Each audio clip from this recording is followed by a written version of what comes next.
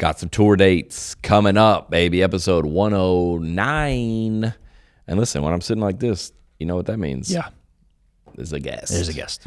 We got a guest, baby. I'm off this weekend. I'm coming to June, Williamsport, Pennsylvania, Baltimore, Maryland, Newark, New Jersey, New Haven, Connecticut, Portland, Tacoma, Spokane, and June 27th to 28th, filming my 4th comedy special in Atlanta, Georgia. Tickets still available for Thursday night. I think Friday both sold out. I'm not sure. September, doing a run at comedy clubs, Springfield, Missouri, Philly, and Appleton, Wisconsin. And then the Jokes for Humans tour, baby, just announced. I am coming this fall to Sarasota, Florida, Melbourne, Florida, Fort Lauderdale, Florida, Jacksonville, Florida. Get into it. Lima, Ohio, Shipshewana, Saginaw, Cheyenne, Sioux Falls, Denver, Bakersfield, Oxnard, Long Beach, Savannah, Athens, Augusta, Bristol, Tennessee, Midland, Lubbock, and Dallas, Texas, Chicago, Davenport, Iowa.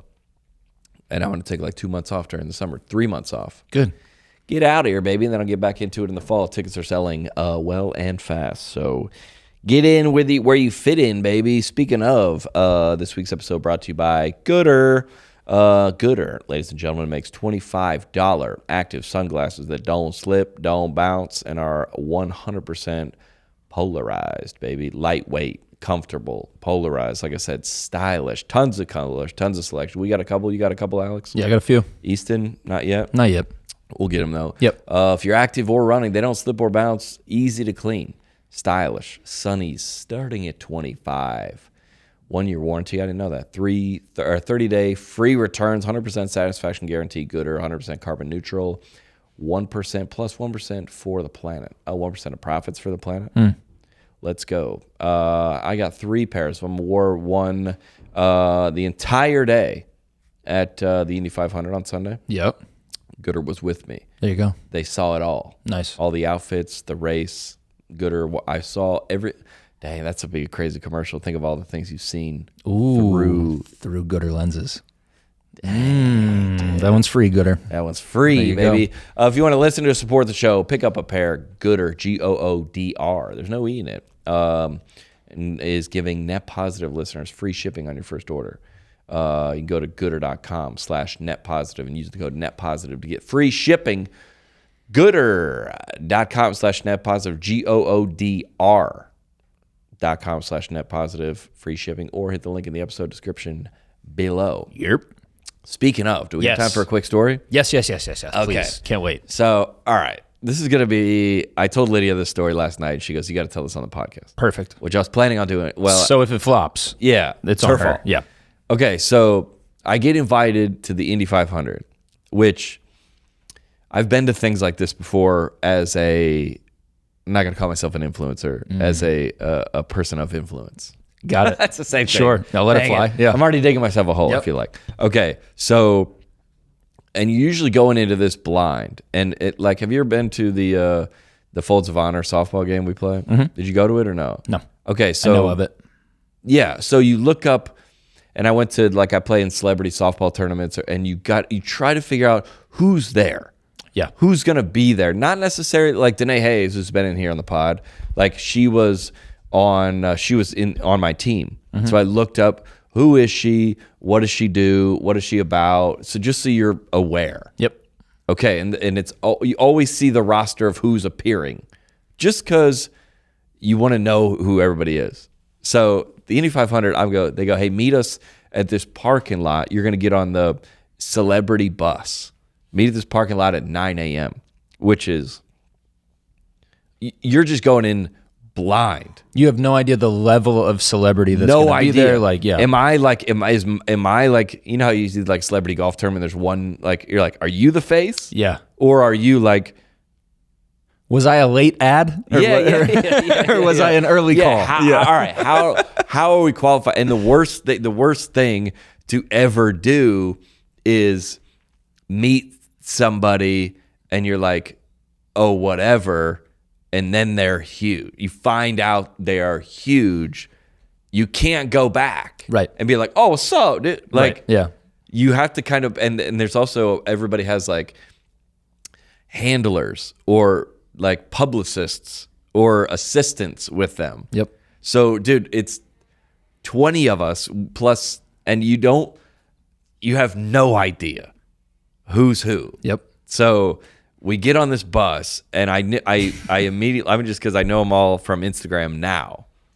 So I knew there's a guy named Tristan Jass who is huge on Instagram, 2.4 million followers. He does like basketball trick shots. Okay. That's probably, he does a lot more than that. Luis De Silva, who's an actor, sat next to me, who has 1 million plus followers. Annie Agar, so there are all these, like, and like Flava Flav was on there, and then there was I'm trying to read everybody that was on there just so I don't mess everybody up. There's a bunch of people that are like me, but in their world. Yep. Like, I'm big in certain places. Yeah. But otherwise, nothing. So like really big in their lanes. Yes. Got it. That's the best way to describe it. Except for Flavor Flav was the only who transcended everybody. Like, everybody knows who that is. Yeah. So we're all riding this bus, and we're all trying, and I was like chatting with, again, you have no idea. Mm-hmm. You know, I mean, I kind of recognize people, and then you're like chatting with and I go, oh, I know that some, I said I did a show out there, which is like kind of a, that's a little bit of a what like, hey, or like, oh yeah, I'm like a comedian or like, because you have no idea. Right. Anyway, so we get to the place. And you don't just want to go, who are you? Yeah, what do you do? Yeah. You can't ask that. Right. Because it's disrespectful. Right. Because everybody's like a type A type personality. They were like, dude, you should know who I am. Yep. And everybody with like this kind of fame, it's like not for like everybody knows Tom Hanks. Everybody knows Tom Cruise. Mm-hmm. Celebrity now is like sliced off. Yeah. And everybody has like a little section. Yep. So we're all riding on this bus, and everybody's like trying to, like, I don't know, meet each other. Mostly everybody's just in their own world. And then we get out of the bus, and now we're walking in public to the race. And now you're seeing, like, yeah, who's turning heads? Yeah. Like, dude, like, is that? Yep. And now you're like really seeing, like, this is like in real time. You're gauging influence in real time. You're going like who here is making people be like, oh, wow. Who can like make shots? Yeah. Or like, yeah. And you're like, it's just such a mind-boggling like experience. Because we're all like, there's one girl that has like 15 million followers, but I couldn't really piece together like how or like what. Not how. That's not what I meant. That's not what I meant. Like, where was the circle? Like, what exactly? Yeah, but I guess mine too. Yeah. If on my Instagram, it's like tour dates on sale. Yours is immediate. Oh, stand-up comedian. Got it. Because it's all. Yeah, but I also clips. there's also a girl that was she makes like sketches. Mm-hmm. She doesn't tour live. Got it. So I mean, I have a bunch of lives. They would probably be live. He's a comedian. That's what I would go by. I would like to say not an influencer. So.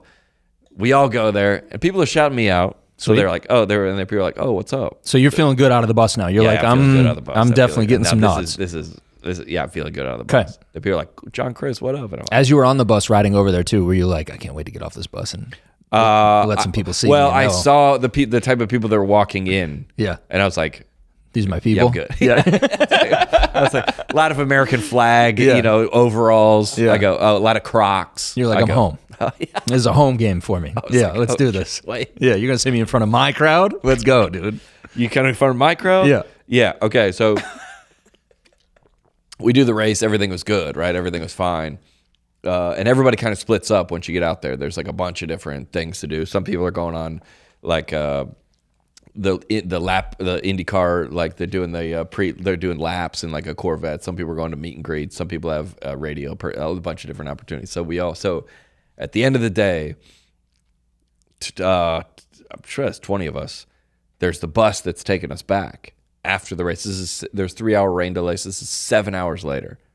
So everybody comes back to the bus, and the driver of the bus, like this is the biggest spectators event in the world. Yep. 330,000 people. Crazy. In one, but it's insanity. And we all rush out to this bus. I get there first. And I'm like, hey, who we left with are still here?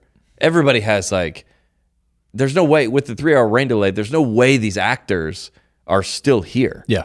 Like they've gone home. Everybody, or like the one guy, Luis da Silva, had 2 kids. With him? And he has 2 kids, and he had a handler, and I think he had his wife there. Okay. Yeah, that's him. Yeah, he was sitting next to me. Great guy. Wants to collab. Okay. So I was like, well, there's no way he's here. It's 8 hours, and he's got 2 infant children. Yeah. And she goes, they don't tell me nothing. The bus driver had no idea. Okay. They don't tell me, and I go, and people are pouring out. So like, hey, if we don't go, we're stuck here forever. Yeah. Like, a concert where you like leave during the last song so you can get out of there. Yeah. I was like, if we don't go now, so we're not waiting. And somebody was like, who's still here? And no one has any idea. So now everyone's on with their publicist, agent, because these people don't tolerate, Well, they're not handling this. and by these people, I mean me. You. Also. Yeah. I'm gonna go, well, you don't know who's coming back. She goes, I don't know. They don't tell me anything. And I go, I'm immediately like, this is going to be a disaster. Yeah. This is going to be a disaster. And so then everybody's calling there because there's 20 influencers on it. Nobody wants to stand up and be like, lose it. Yeah. Because everybody else is in there. And so somebody goes, well, we're waiting on Flava Flav. Which is crazy because he knows what time it is. He's wearing a clock. Flava Flav knows exactly what time it is. Knows exactly what time it is. Yeah. And here we go. All right. And that was like, everybody kind of rolled their eyes and laughed because I was like, well, it's going to take him a long time. Sure. Because everybody's stopping him. Yeah. So, and he goes, I made a joke to, what's her name? I go, she was sitting next to me. I go, that's crazy. Everything we've accomplished in our lives, we're sitting on a bus in the infield, the Indy 500, waiting on Flava Flav to get back In here. 2024. It's insane. Yeah. It's just objectively nuts. Good for him. Yeah, killing it. Yeah. But it turns out like I kind of roll my eyes at people that are just like out here to like be out here. But he's like a huge fan of like I think he like a Will Power, the IndyCar driver. Nice. So he's like, that's odd to be like, why was he there? He was like, has a connection. So Cool. It's not like, which everybody kind of did. Same Nice. with me. So so now everyone's back and we're ready to go, we're late anyway. The bus driver, it's a 30 passenger bus. It is facing, you know how like if you go to a big event, you back into your parking spot? Yeah. So you can immediately go out. Yep. So the bus is facing deeper into the track. Yikes. Like we all have to go out this way. The bus is facing this way. You can't back that thing up. It's huge. Yikes. So she goes, well, we're supposed to go back out that way, and I'm facing this way. And I'm like, you've been sitting here for 6 hours. Why don't you turn it? They're like, what? When no one was here. It's not us. Yeah. It's definitely not. She's like, I don't know. They don't tell me anything. and we're all, dude. I'm sitting in the front. Smoke is coming out of people's ears. Smoke, because everybody, like 2 of the girls had to get like a flight. One of the people was on a private flight. So like we have to go. Yeah. We're not more important than anyone else. I'm not saying that. But they were No, you're trying to get out of there. we gotta go. Yeah. And we had but we had a police escort in. So that everybody was in traffic. We had a police escort that took us in.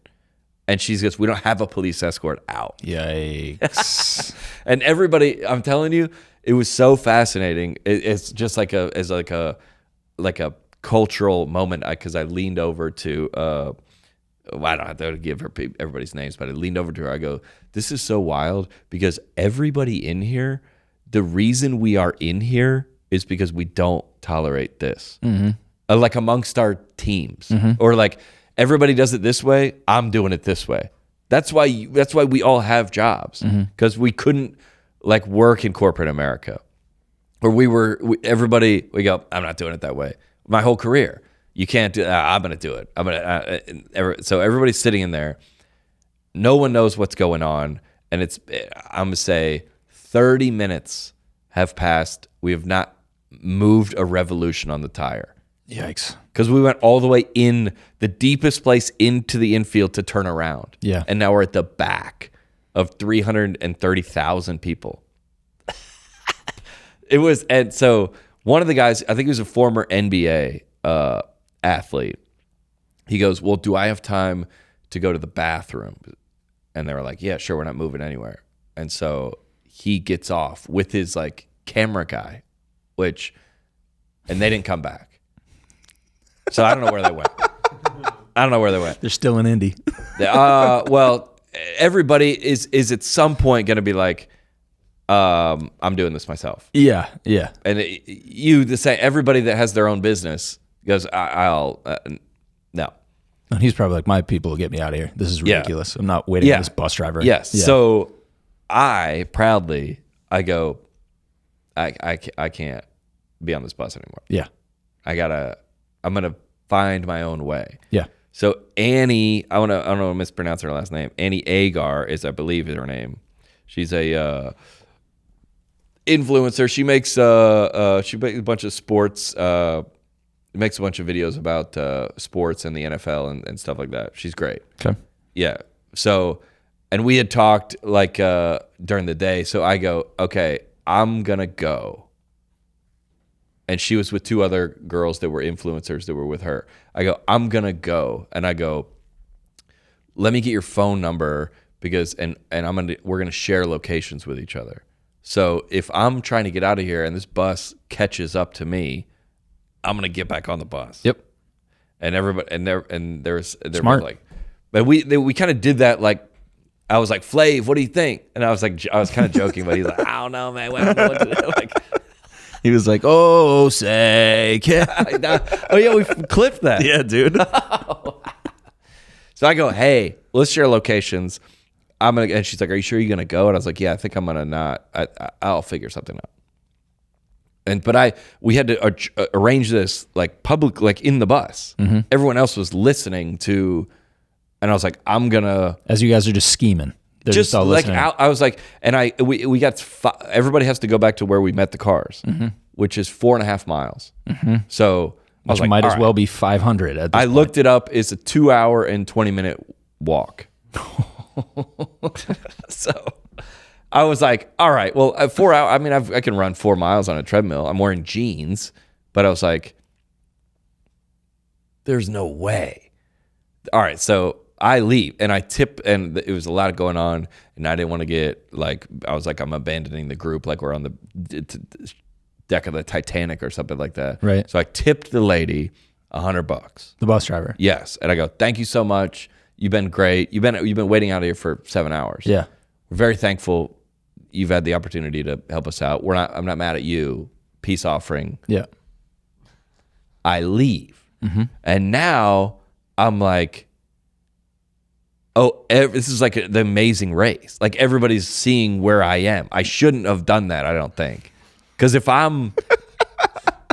it's 2 hours and they zoom past me and I'm crawling on the side of the interstate, they're like, what an idiot. Yeah, all of these people, by the way, because they all know, they were like all following along. They're all huddled around her phone now, Annie's seeing phone, where I'm watching going, you. And they're not moving. Right. So I had to get out of the track is 2.5 miles. So the track is huge. So first I have to get out of the track. So I got a guy with a pedal bike that he takes rides. It's not like a guy has stolen a bike. Yeah. I was like, how far can you take me? And he's like, I can take you to the edge of the track. I go, all right. So I pay him $20. I get That's out. step one. You're now out 120 on this mission. Yes. Yep. I'm out. So I'm ahead. So now it's I'm at a 2 hour walk. Still. Yep. Maybe 2. Yeah. So but the time is cutting down. Yep. So bus hasn't moved still? Hasn't moved. Because I know where the bus is. Right. And I'm kind of like, what? I can't unshare my locations because like I think he died. You're like, he's not sharing locations anymore. What happened?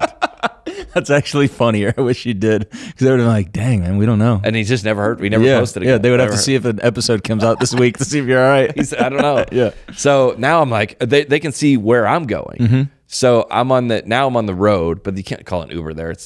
Everybody's walking in the middle of the cars. Like the people are walking faster than the cars are moving. Are you by yourself? Yeah, by myself. Okay. Yeah. And I'm like, I shouldn't be out here. I should not be out here. This is not a good idea. No, dude, it's horrible. And if the girls would have come with me, we couldn't have done any of that. No. We would have just been, I don't know. So I'm walking faster than the cars. And then I probably walk a mile. I probably walk for 20 minutes. Mm-hmm. And now the cars are starting to go, and the bus is still at the same spot, by the way. Okay. The bus is still at the same spot. I'm now at an hour 40-minute ETA walking. Bus has not moved. And she's telling me people are now abandoning the bus. Mm-hmm. Like other people are starting to do what I did. Yeah, because they're looking at your location going, look at how far John is. He's made ground. He doing, dude? Yeah, they're showing the bus driver. What the? Yeah.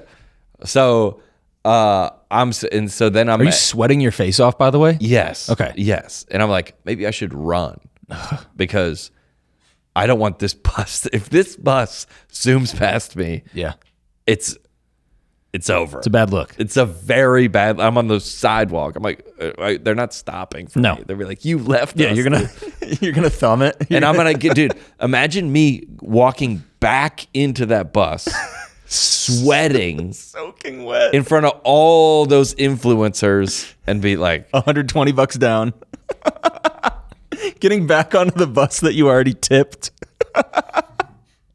Like, and then sitting back on the bus and thinking, do I have to tip her again? I'm shutting down my Instagram. Yeah.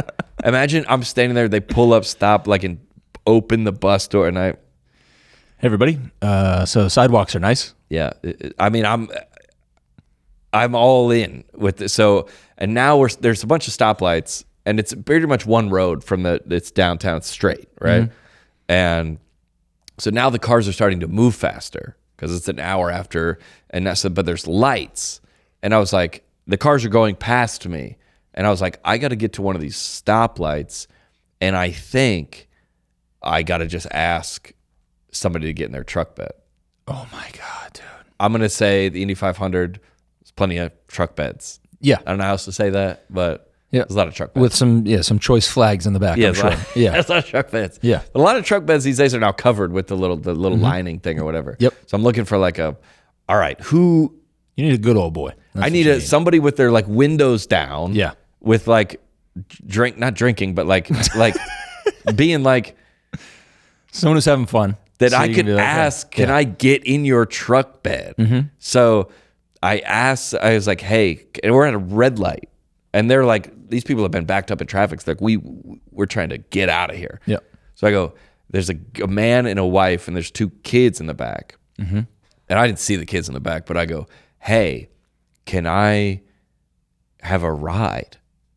When I'm walking, I mean, I'm obviously leaving the Indy 500. Right. Everybody is. It's not like a stranger. I would never let anyone in my car. Yeah. That's just. I'm like, and then he goes, what?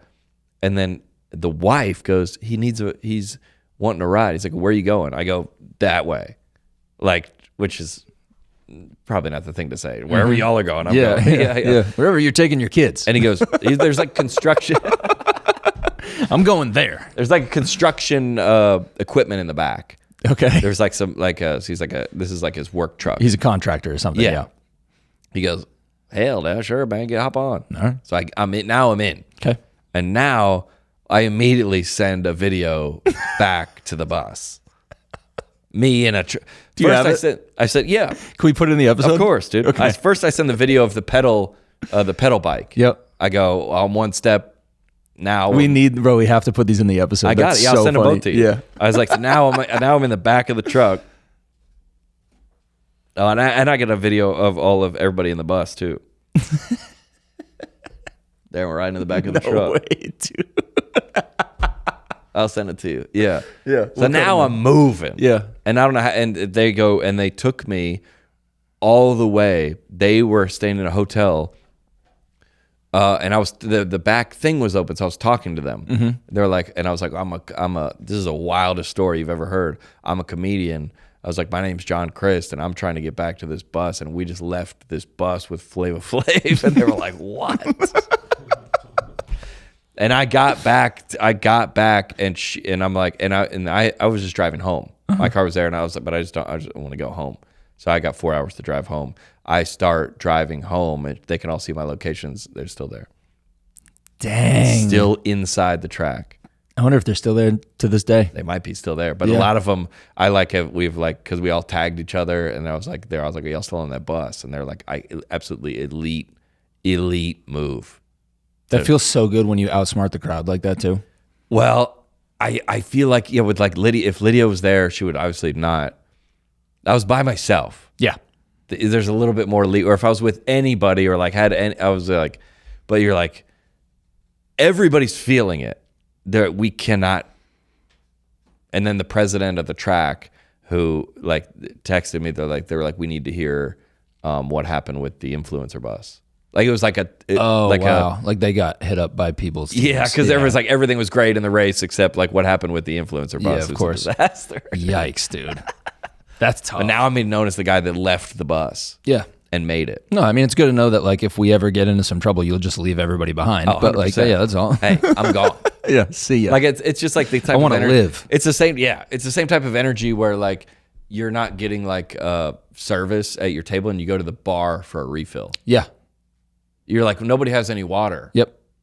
And then everybody's gonna leave at we talk about this all the time. Everybody's gonna leave at some point, right, to get water. Yep. Who goes first? Yeah. And I was like, well, I'm out of here. Yeah, you would have grabbed the first lifeboat on the Titanic. For sure. Gone. Men first. Yeah. Alone. I'll tell y'all a story. Yeah, because I'm gonna be alive. Bro. Yeah. I'm gonna be alive. But you do want to be I feel like if you are in a company or perhaps a relationship, you're like, you want to be with the guy that's like, I got it. Yeah. I'll get us out of here. But that also 99 times out of 100 it works. But if that one didn't work because I was playing this in my head and I didn't think about the locations, everybody knew where I was. Because I go, if we're on this road, if the bus is coming by me, I can't go hide behind a house. No, they see you. But I can see where they are, so I would know where but they can see me. Oh, yeah, dude. They're like, he's behind that Jimmy John's, dude, in yeah. a dumpster. Yeah. This is worse. Because he doesn't want us to see him. Yeah. We're all be like, what up? Yeah. I'm glad it worked out. It worked, dude. That was probably my favorite memory of the whole race. Well played. Unbelievable race, though. Adventures like that are cool. I like that stuff. Yeah, I know. It's just such a... Lydia goes, you should tell that because everybody kind of wants to know like what those type of things are like. Yeah. And you'll remember that from the Indy 500 and every time versus I see the any race. of those people, they were like, that was the guy that left. Yep. Yeah. Oh, man. Speaking of influencers, we got a great one. Nice. She's not an influencer. She wouldn't like to be called that. She's a person of influence, as you say. Yeah. She does. What is the definition of an influencer? I think the definition, you have to be an influencer. You have to like have swipe up codes to sell people things. Okay. That's what an influencer is. All right. Yeah. So anyway, buy tickets to Jenn Johnson's on the pod, dude. Yes. Good friend of mine. We had a show out in Redding, California, where Bethel Church is. And she's a longtime worship leader, singer, songwriter. President of Bethel Music. Christian, Grammy. I do her whole intro on the But we were talking. We were joking. She came to the show, and she was like, "God, it was so funny." And anybody that has like kind of a similar like comedic sensibilities as us, and obviously everybody knows Jenn Johnson. I was like, "You should come on the pod next time you're in Nashville." So we set it up. She came through. How would you describe it? Maybe. It was fun. It's a little bit different than our typical episodes. Yeah. We get into a lot of spirituality talk, which was fun. Yeah, we went pretty deep. Cool to hear her perspective on that and what they're doing at Bethel, and she got to speak on some of the like controversy stuff that's been surrounding the church. Yeah. She was like setting some records straight type things. So it was cool. So I made some jokes to her. Plenty of jokes. Yeah. Well, yeah. Definitely jokes. Which I think if at the end of the day that we like, you're like, dude, we're not, none of us are getting out of this thing alive. So sure. Make some jokes. Yeah. No, it was fun. It was cool to hear her perspective on a lot of things, and especially a lot of people that are listen to this pod that are people of faith or perhaps not, that they all had of everybody that's been to one of my comedy shows for the most part had a history of it. Whether you're currently a Christian or not, have experiences with church, amongst church, and maybe like the supernatural. Sure. I said something to her. I was like about how, what are the feel? And we talked about how I make jokes about how when people say God talk to them, I'm like, all right, well, yep, yeah. We walked through a lot of. I thought it was a hilarious conversation. Yeah, it was good. I like her perspective, insightful. But yeah, we've always said from the beginning, this is a comedy podcast. So that's always kind of both of ours kind of like the North Star of what we're doing here. Yeah. So if you came on board last week because we were roasting, who knows? Yep. This would be different than that, but not too adjacent from conversations we've had in the past here. No, it's great. Welcome aboard, ladies and gentlemen. Here's Jenn Johnson.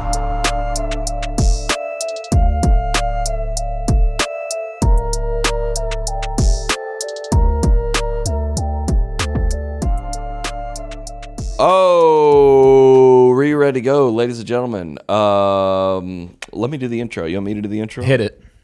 One of our favorite guests, longtime friend of mine, author, writer, musician, singer, voice of the angels, Grammy nominated, Dove Award winning, author, best-selling author.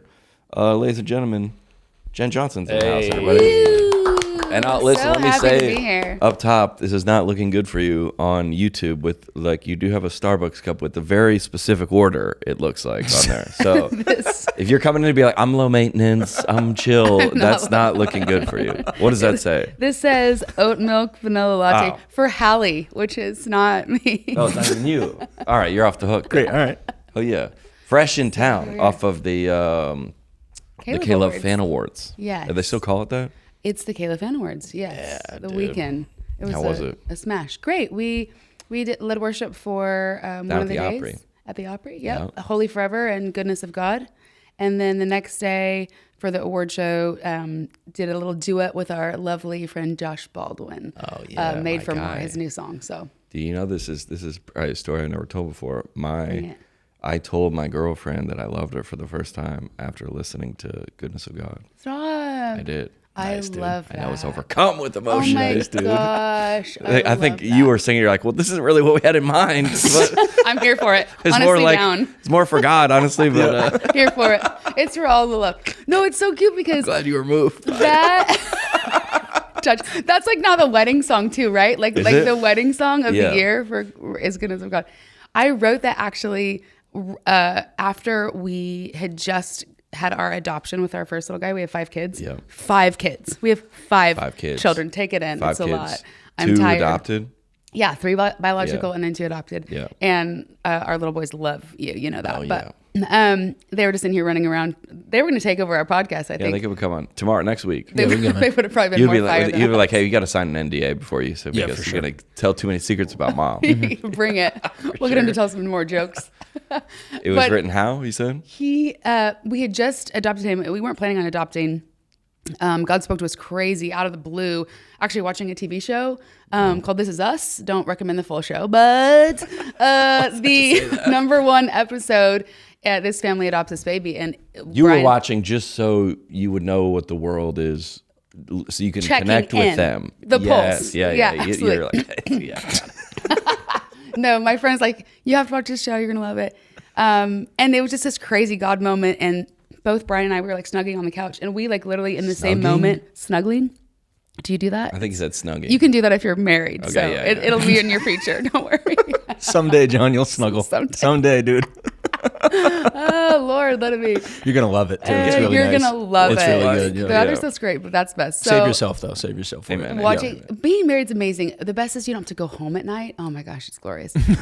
All that stuff's great.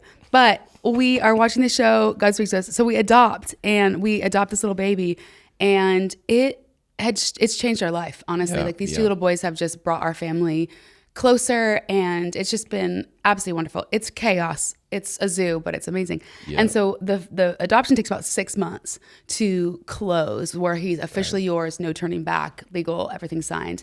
And sounds like a house. It's not a house. A literally clothes 1.5 on year it? process. Yeah, literally. Really? Yeah, it's crazy. Wow. So we get the papers for that. It's closed. You get a call. You literally get a text. He's yours, as if by birth. And it's this insane moment that and I was driving my car. It makes me emotional. I was driving in my car by myself, actually, out to physical therapy. And I just start singing in the car this song, I Love You, Lord. And it was a moment where it was kind of like the Lord's like, pick up your phone and push record because you're going to probably want to remember this one. And I recorded it, and probably 60% of the song, 70 maybe, and then finished it with some other friends. But most of the song came out kind of in that. That's really cool. Yeah. And I think I was maybe... I think back into why I said that to my girlfriend, because it was like, all my life you have been faithful. All my life you have been so good. Meaning, like, through everything I've been through in my personal life, and he brought her. Exactly. That's kind of what was it? The kindness of God. Yeah, that he was like, my goodness. And same with a lot of ways, reckless love is the same. I was just going to say, I don't deserve it. I haven't earned it. Is that the same? Yeah. So, same vibe. Yes. But Bethel Music, that's why you love us. Yeah. It is. Well, I mean, all right. So we had a show in Reading. Yeah. What was that? A month ago or something like that? A few weeks ago. Yeah, and it was like it was unbelievable. And me and Caleb, who that opens for me. So he worked at church, right? And I have my own history with church. Obviously, my dad's a pastor, and so we were like. We started going back and listening to all these. We started with that song and then listening to a bunch of other songs. And we were like, we were on the way because we had to drive to Sacramento from Reading that night. Yeah. So we had like 3 hours. How long is that drive? Yeah, 3 hours? 2.5, yeah. And we were like, listening to all these songs, and we were talking about, and you go, so I don't perform in church or anything anymore. And I go, gosh, dude, there's something about this that I want to like give myself back to it. Totally.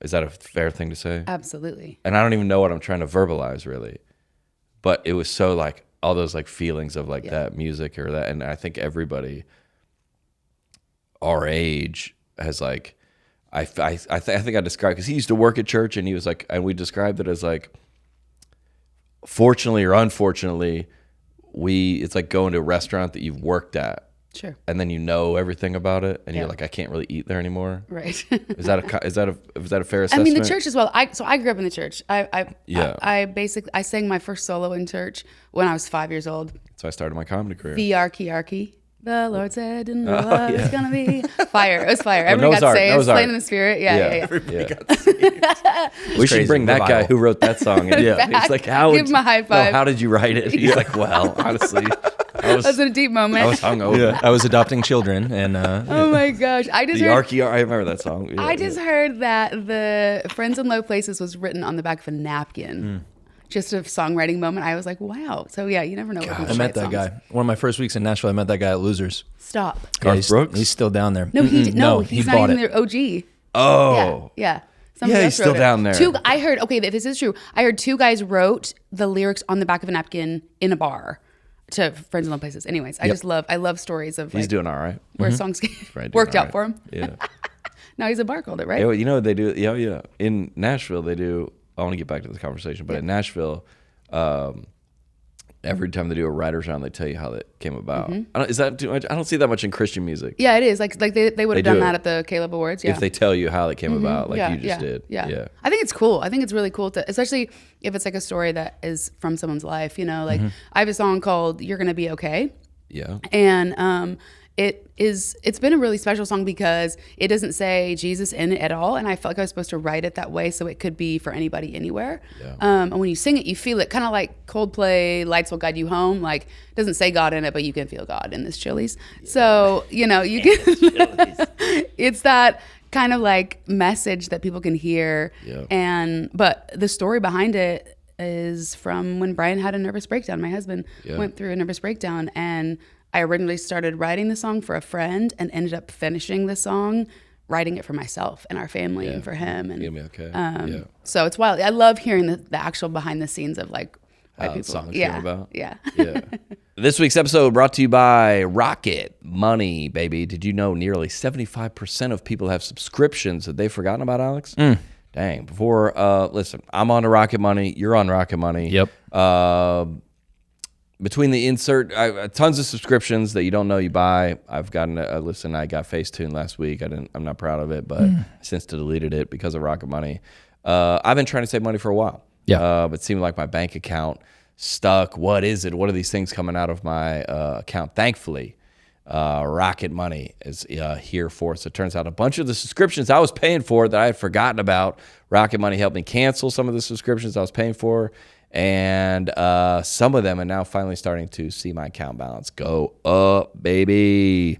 Rocket Money is a personal finance app that finds and cancels your unwanted subscriptions, monitors your spending, and helps lower your bills. Rocket Money has over 5 million users, and it's helped its members save an average of $740 a year. That's a lot of money. Yeah. With over 500 million in canceled subscriptions, Rocket Money, interestingly enough, will even try to negotiate lower bills for you, saving you a lot of money. Get on board. It's an app, simple, easy to use. Stop wasting money on things you don't use. Cancel your unwanted subscriptions by going to rocketmoney.com/netpositive. That is rocketmoney.com/netpositive, or hit the link in the episode description below. I'm still in a fight with the people at the car wash, but that's a different story. This week's episode brought to you by Blue Land. Listen, you know me. I'm all for self-reflection and rethinking how I can make an impact on the year. That's a little bit what we've been talking about on this podcast. Yeah. From the environment standpoint, Blue Land's products are not just about tidying things up, but also about cleaner, greener lifestyle by reducing plastic use. Each year, Americans throw away 25% more trash from Thanksgiving to New Year's. That's unbelievable. This year, let's turn our New Year's resolutions into actions by making a difference by switching to Blue Land. Did you know that an estimated 5 billion plastic hand soap and cleaning bottles are thrown away each year? That's a lot. And if it's not bad enough, most cleaning formulas are 90% water, which is heavy to ship, heavy to bring up from your garage up to your house, in my experience. So leading to excessive carbon emissions. Plus, those water products are often filled with nasty ingredients like chlorine and ammonia. Blue Land is on a mission, Alex, to eliminate single-use plastics by reinventing cleaning essentials to better for you and the planet with the same powerful clean you're used to. The idea is simple. They offer refillable cleaning products with a beautiful, cohesive design that looks great on your counter. It does look pretty elite on my counter. Yeah, it does. It's nice. Blue Land has a special offer for our listeners right now. Get 15% off your first order by going to blueland.com/netpositive.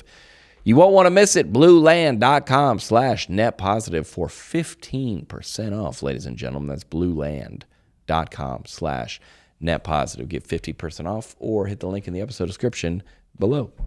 We've talked about this before in the podcast that because you grew up in church and having all these like moments or whatever it is that you're feeling as a child. Absolutely. Or as a teen, as a young, that you feel either whatever is the Holy Spirit or the real stuff. Yeah, and then you do go to like a Coldplay concert or something like, or a U2 concert or maybe 100%. And you go, well, I'm feeling something. Yeah. 100%. I don't quite, and as an adult, you can feel God in it.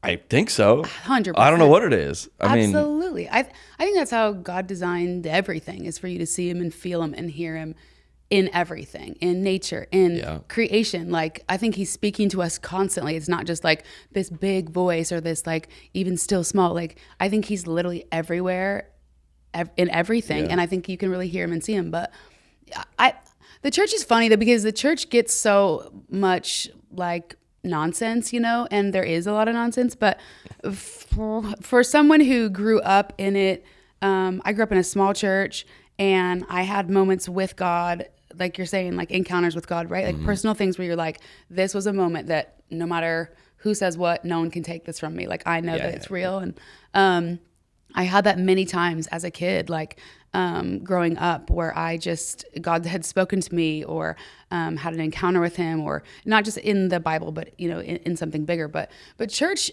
I think the thing for me that it's definitely God's idea, but I love the church, and I love the cross-pollination of the church. Like, I loved when you freaking went to all the churches to try them out. Like, that was one of my favorite things you have ever done, because I think that there is such beauty in every single different denomination of the church. And I think you see God in them. Like, I don't think that like Bethel has like a corner on the market of like the body of Christ, that we're like, Jesus is the head, hopefully, of the church, but like Bethel's probably the armpit or something. You know what I mean? Like, we're not like the face of the church, I mean, I don't think anybody is. I think people have tried to be, and that's not gone well.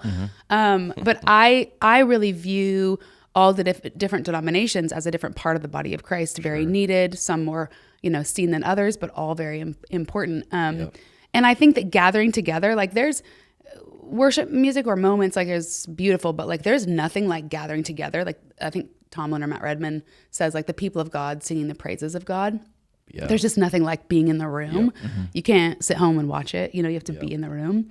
And it's just beautiful. And yeah, there's some squirrels in it, and it's, weird at times, but it's worth it. Like find a church. And people, I hate to be like, oh, I'm church shopping. I'm like, okay, well, great. Find a church. What is this voice?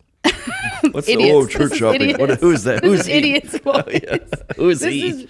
People are always just like, I can't find a church. I'm like, this person did this, or I don't like this. I'm like, just ask God where you should go and go there. Yeah. And like hell or high water, like, okay, so you don't like something about it, fine. Be called to the church, not anyway. Don't get me started. I still think the best concert, the best live concert I ever been to was probably a Hillsong concert in 2001. 100%. Maybe 2000. Stunning. Maybe 2004 or something. Like I went with my little sister in Alpharetta, Georgia at the amphitheater outside, and my hot. I mean, it was but it was like I don't even know how to describe it. Like powerful. Looking back on it, you're not like. Yeah, it was very, very powerful and very, very moving. 100%. Very moving. 100%. And then you're like, well, yeah, we've gone to, all the concerts, all the country, hip hop. We've been to everything. And it's just like trying to, the gathering of everyone together is always the best part of it. We're going to go to, my girlfriend went to Taylor Swift last year here. We're going to go in this fall, but I regret not going last year because at the height of the it was like, Taylor's gonna come play privately. I was like, yeah, but I want to see it in it with everybody else. Sure. Some people got saved to Taylor Swift, probably not, but maybe one can hope. Yeah, I think like it's interesting you're coming in here today because last night I had a memory of like a traumatic experience that we went through on a mission trip in 2006. There was like what happened was a girl, it was like she thought she was like healed and she was like bipolar and she got off her meds. Yep. And then it went terribly. Yeah. She got off her meds and then like everybody was trying to pray to heal her and it was like it was horrific. Yeah. And nobody I was like maybe I was remembering that wrong, so I found one of the girls that was on our trip and we were talking last night. Yeah. And I was like, she was like, I was a nurse and I was trying to tell everybody what was going on here, but no one believed me. And I kind of like, I left the church after that trip too. Sure. Because it was such like a, so cluster. The conversation we were having, which I'm interested to ask you about. So like what is to be done with something like, you know what I'm saying? So healing's wild. She's been carrying that around for like 20 years, and so have I. And no one ever sat her down to be like, hey, we mishandled that. We're sorry. You did the best you could. We put you in a tight position, or me too. And like I think everybody listening to this podcast, a lot of Christian people, but a lot of not, that are like, but we can't, what I was telling Alex on the way up here is like, none of us are really willing to like throw it all out. Sure. Because we're like, man, says, Is that fair to say? Yeah. I think anything with like, that's in the Bible, like these big themes, right? Like prophecy or healing or like any of the supernatural stuff, right? Yeah. Miracles, like all of it. Like there's some wild stuff, obvi. And what's crazy about it? Can't say that and then say obvi, dude. I love it. I'm catching on your vibe. All right, I'm not going to say anything anymore. I'm just going to let it go. Obvi, FRFR. Hello. So it's hard because in our minds, we want to know everything and make sense of everything. Sure. And the end of the day, there's just mystery in God. Like there's just things that we don't know, we don't understand. But for me, like I boil it back to the simplicity of what God said to do. And that is pray for the sick. So I pray for the sick. Yeah. Now also, I think that there's many variations of healing. And I think that God also gave us wisdom and doctors to help us to understand. And I think that chemically, emotionally, physically, things are going on in us that need special care. And yes, the prayer is that they get healed instantly. But if they don't, there is not shame or a lesser, in seeking medical advice. And so I think that that's why we really need the Holy Spirit, and we really need people in our life to go, hey, you actually probably need medication right now. And we still pray for them. We still do the things. Why aren't they getting healed? I don't know. Why do people have disease? I don't know. But it doesn't change, A, what God said to do, and B, the fact that he gives us a brain to use if, we aren't getting healed instantly. And so I know for me, my journey in my life is if my kids are sick, what I'm trying to be better at is to pray for them before I just give them medicine. So I'm not opposed to giving them medicine, but I'm I don't want to forget to just pray for them first, you know? And if they don't get better, then I'm going to give them a Tylenol. You know what I mean? Yeah. Or one of those sugar drinks. Yeah, you know me. What was he drinking when we were there? Those, yeah, who knows? I was drinking them. Then I'm actually a health nut, so there's probably nothing sugary. He was drinking this, whatever you gave Izzy, me. it's juice. It's sparkling juice. It was crushing them. Sponsor. Shout out. We love you, Izzy. Well, it is it's such an interesting community, that especially what you guys have developed in Redding, because there is I feel like at the end of the day, a human being is designed to give themselves to some greater 100%. Purpose. Yeah. Maybe you say that's in the Bible if you're not a Bible believing person. Sure. Whether you believe in, you see somebody at the airport wearing a Preds jersey, and you're like, Nashville, and you're like, we're a part of community. We're part of Nashville. 100%. Or in a larger scale, you're like, hey, my family grew up in Lancaster, Pennsylvania. You see somebody else, hey, who is your? We're of that group, or you're a group of United States of America. Sure. Or when I see a comedian out on the road, hey, you're a comedian, I'm a comedian. Yeah. We're part of this community. And there's 1,000 of them. Yeah. Bigger. Hey, dude, you live in the same building. I live in that building. We're connected. Yeah, and everybody wants to give themselves over to a whatever. You can choose whatever one you want. We're Morgan Wallen fans. We're whatever. Throwing chairs. Yeah. Okay. Nice, dude. We're doing jokes. Sharp. Yeah. She's sharp. So everybody is but I feel like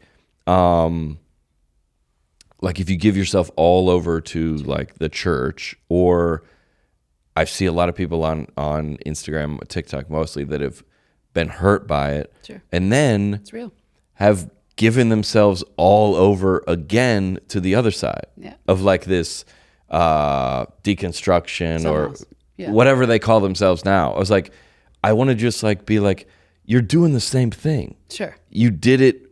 You put all your chips in. And not necessarily I don't think God will ever let you down, but the church would. It's if you give yourself all to it, then you get fired, or probably in your case more that you don't get asked to be on the worship team or whatever. Whatever. Wherever you leave, and you're oh, I thought that entity.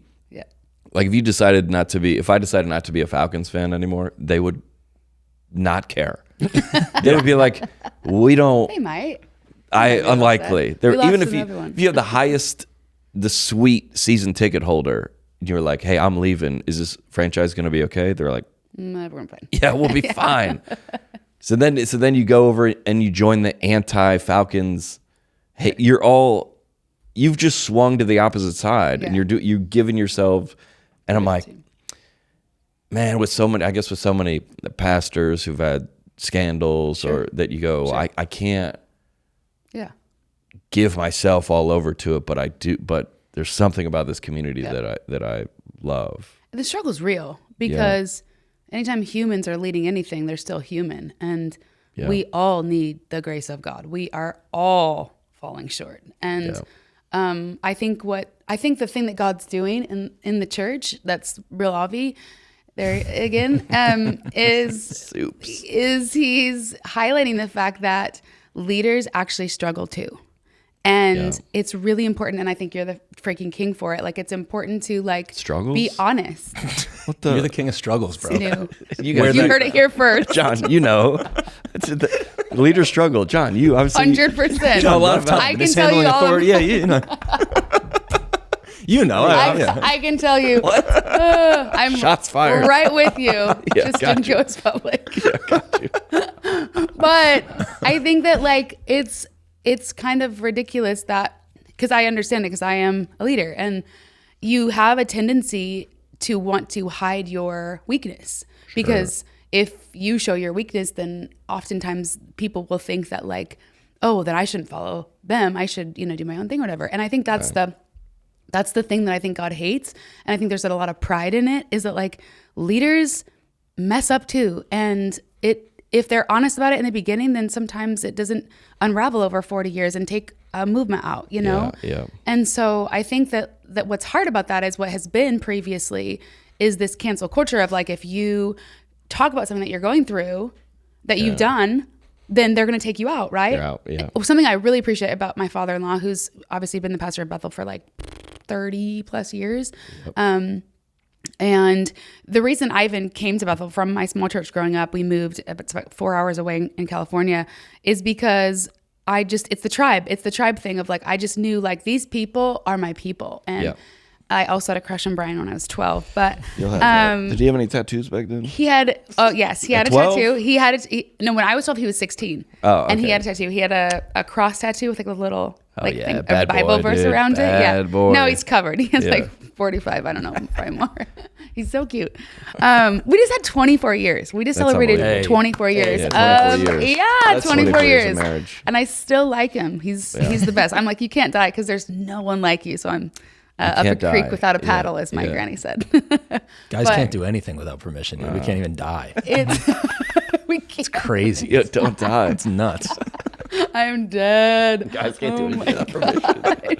Don't die. Somebody was interviewed, someone famous was interviewed lately, and they said, sum up your relationship with your wife in 5 words. And it was something like, honey, can I do this? Nice. Yeah. Oh, yeah. It There it is. famous, Right. yeah. Yeah. Like I'm doing it. Yeah. Can I do that? Yeah. I was sounds like, about that's right. on friend.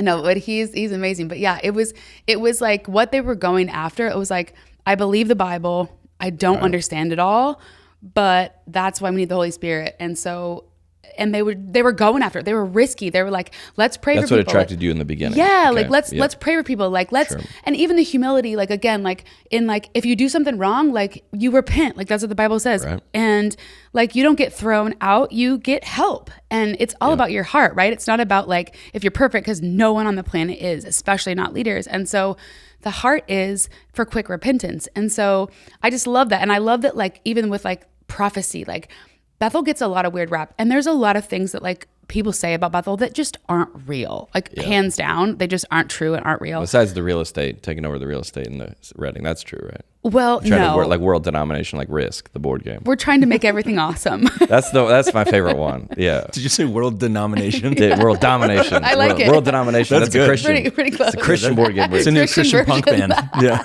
No, new what one. that's in that the church is trying to take over the city. That's the allegations. That's what people say. That's one of the my favorite allegation. ones. Yeah. Got Yeah, it. yeah. Yeah. The allegations are, and the truth is, and here's what's funny: this is where you performed. Yeah. It was going under, and the city were going to lose it, and so the church stepped in and to help, and got the building, and then we're like, well, we'll just use it and help you guys out and save it. And then they got it to back where it could stand on its own, and then gave it back to the city. But that's not what you're going to hear in the papers. I didn't see that on Reddit. Yeah, Right. Reddit's not going to they tell you that. Conveniently didn't make the threads. No, they Yeah. Yeah. And it's just with anything, like it's like water off a duck's back. But it makes me sad because like people say a lot of weird stuff, and there have been I've said weird stuff. I've done weird stuff, but it's a good place, and they're going for it and they're risking. And even like the approach to prophecy, like one of the things that attracted me when I was like probably 15 or 16 was even the way they approach it, that everybody can hear God and that God's talking to people. And so we practice hearing God like anything else. Like if you're riding a bike, you have to practice. Like you're not going to be this perfect, like, and we don't recommend being like, thus saith the Lord, like weird, Yeah, like Moses. Yeah, you know what I'm saying? Like, I mean, I'm here for it if it's real, It's but the frat guy voice with reading the Bible. Frat Moses. Yeah. Frat Moses. but just that humble approach of like, Yeah. hey, I don't know necessarily if this is God or not, but I'm practicing hearing him, and I feel like he wants you to know this, or you don't have to say he, like, I'm feeling this for you, and just give. Does that resonate with you? Does that connect with you? Right? Yeah. If not, like, flush it, whatever. But I think flush it or flush it. Flush it, both. Flush it. Yeah. Flush it.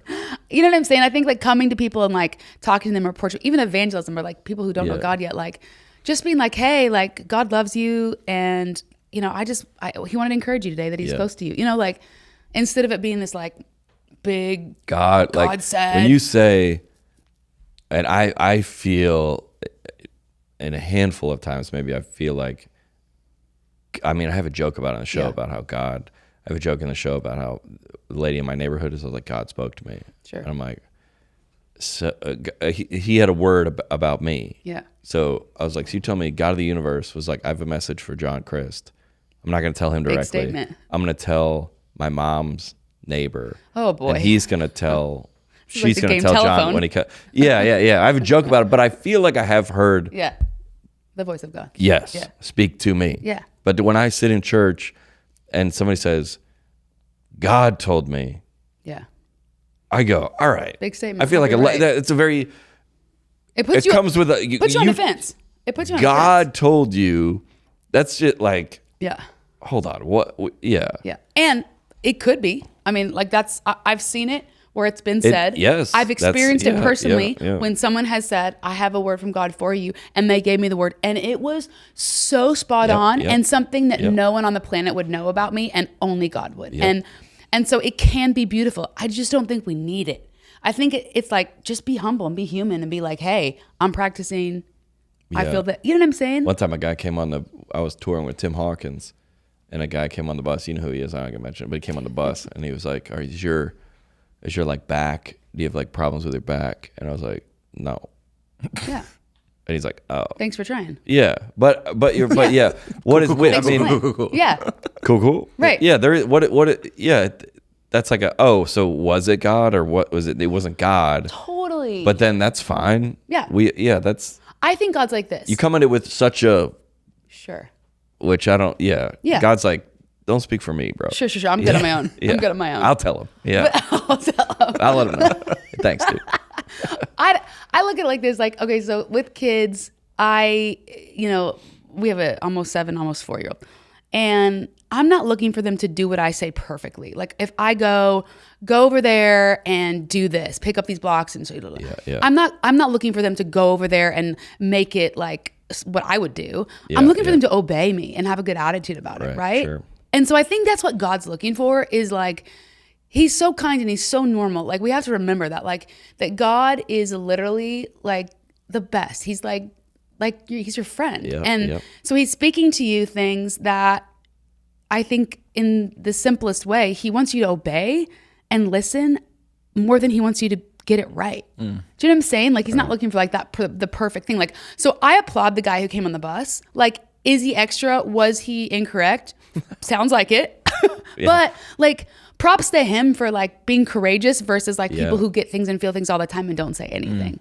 That's how I view it. Like, I guess it's unfortunate that this move of like, it's not even a move because it's been going on since the beginning of mystery and is unfortunate in the era of social media. It's unfortunate where everything is exposed and everything is not edited. exposed, but there's no room for like maybe if the people of the Bible you'd be described a little bit messy or a little bit human at minimum. Absolutely. And in the era of what we live now, then like, where were we? Oh, we've had a couple guys in here that Blurry Creatures. There's like a podcast about like I guess it's about like it's an extraterrestrial like in this room is the Holy Spirit, or is there something else going on besides this conversation? They would say absolutely, 100%. right? And in every other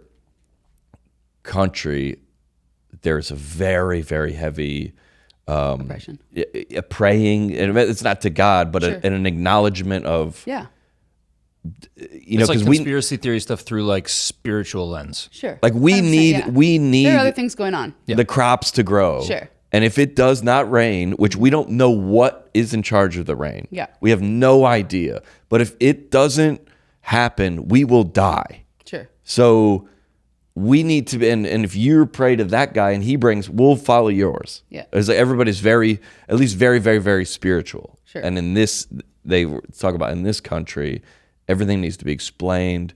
Everything needs to be exposed. And there's a lack, there's a lack of spirit. I think that's just was a supernatural 100%. moment. Yeah. Because everything needs to be, we prove it. Well, Right. and like you saying, and a lot of the memories I have from childhood was like, you can't really take that away from me. Yeah. You can't. Yeah. You can't. No.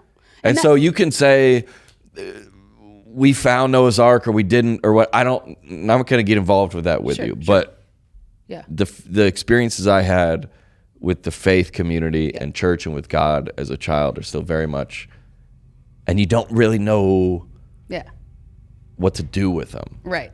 But I think from, those real moments that with God, you can't deny, no matter who you are or where you're at, or what you believe. At the end of the day, you have to choose to be to acknowledge that fingerprints. There, you can big bang you can choose to go down whatever path you want to believe. But if you are actually smart, the way the human body works, or yes, the birth of a child, creation, the ocean, science, gravity. Yeah. But if you boil it down to the simplicity of God gave you such an up close and personal, undeniable fingerprint, different than every human on the planet. Someone created that. That is designed. And you can't deny that. Yeah. You can push God. You can say church hurt. You can say God let me down. I get it. Real stuff everywhere. I'll get on board with you for that. Yeah. Sure. At the end of the day. Yeah. What do you do about that? Yeah. At the end of the day. What do you do about the fingerprint? 100%. He put it right here. That's a word right there. He put it right here to go, hey, I love you, and I made you, and I created you, and I like you. So much that I gave you something unique. Does that God... Our church went off to start a different church because our pastor wanted to not wear ties anymore. Sure. He's like, all right, you're getting... y'all are wild. However... He's a dad. I have 5 kids. God's a dad. He's a dad. He's like, God rolls his eyes. I know it. God's nodding. Come on. He's a dad, and he loves us, and he, and we're human, and we're all working things out differently, and he's so gracious and kind. He's not playing, though. I'll tell you this. I think that sometimes the grace of God gets this highlighted, magnified, and it's beautiful because it's real and we need it every day, right? But holiness really matters. And I think for God, holiness doesn't matter because God has this rule, you'll do everything correctly, and he's not mad, and he's not, but he knows the best for our lives. And so he's like, hey, if you do this, if you live this way, it's going to be how your life's going to be the absolute best, and I'm a testament to that. I'm same. The grace of God and the beauty of holiness. I'm you screw up a lot. You're a testament to that. Literally every day. It's the anger for me. Look at people that are very flawed. Obviously. What? Listen, do you want me to get started? What? I get real mad. Why am I on this? Oh gosh, I get impatient. Well, what if